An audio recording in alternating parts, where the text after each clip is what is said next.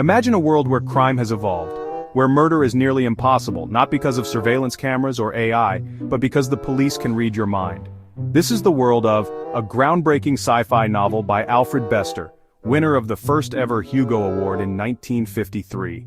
Today we're diving deep into its twisted story of crime, telepathy, and psychological warfare. Before we get into the story, let's talk about the man behind the book, Alfred Bester. Born in 1913, Bester wasn't just a sci-fi writer.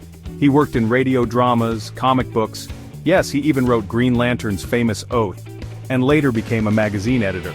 But his true genius was in science fiction, where he mixed breakneck storytelling, deep psychology, and experimental writing techniques. His works influenced everything from cyberpunk to modern thrillers. And it's a sci-fi detective story with a twist, because in this future the best detectives don't need clues. They read minds.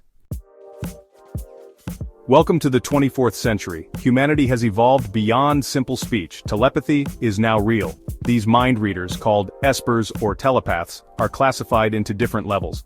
First-class espers can read deep into your subconscious, while lower-ranked ones can only skim surface thoughts. Thanks to the Esper Guild, society is carefully regulated, and with law enforcement full of telepaths, one thing has almost disappeared: murder.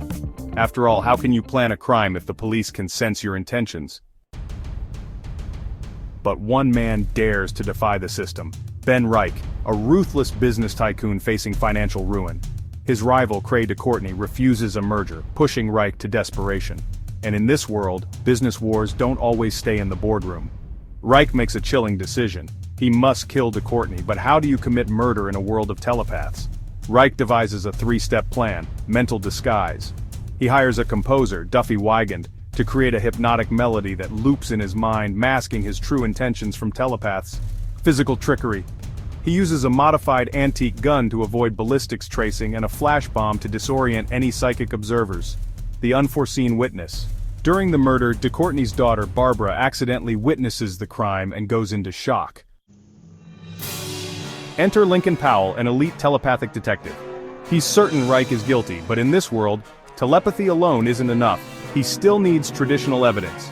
And so begins a psychological game of cat and mouse.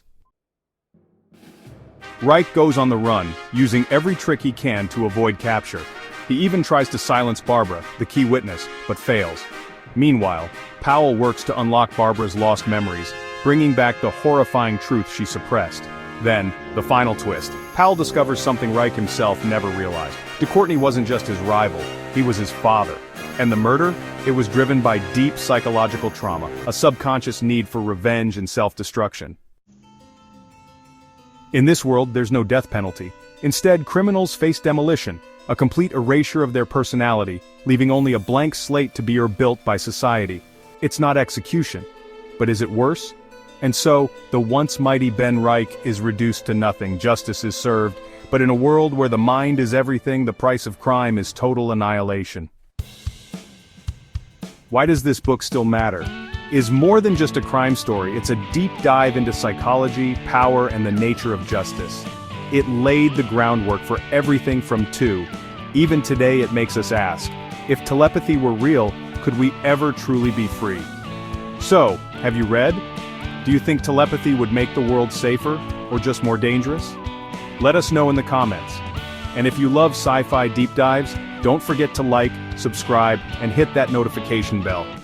Until next time, keep exploring the unknown.